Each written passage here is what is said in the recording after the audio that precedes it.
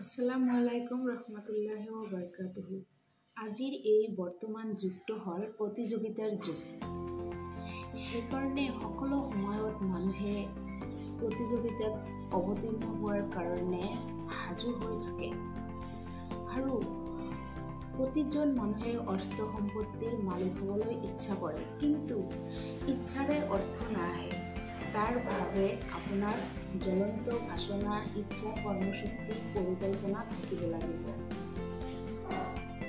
বিশাল অৰ্থ সম্পত্তিৰ মালিক হ'ব বিচাৰিলে আপোনাৰ নিশ্চিতভাৱে মনৰ ইচ্ছা শক্তি, সততা, পৰিকল্পনা আৰু দৃঢ় বিশ্বাস থাকিব লাগিব।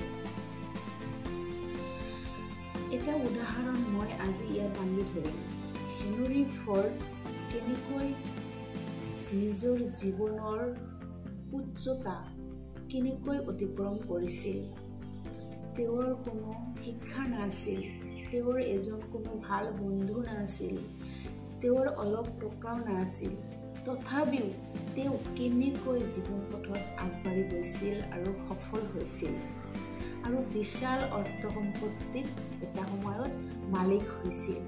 সেইটো কথা আমি ভাবি আমাৰ জীৱনৰ যি কাম আছে, আমি যি কাম কৰি আছোঁ, আমাৰ দ্বাৰা যিটো সম্ভৱ, আমি সেই কামে মনৰ ইচ্ছাৰে কৰি যাব লাগে আৰু নিজেই নিজক সফল কৰিবলৈ সকলো সময়ত চেষ্টা কৰিব লাগে।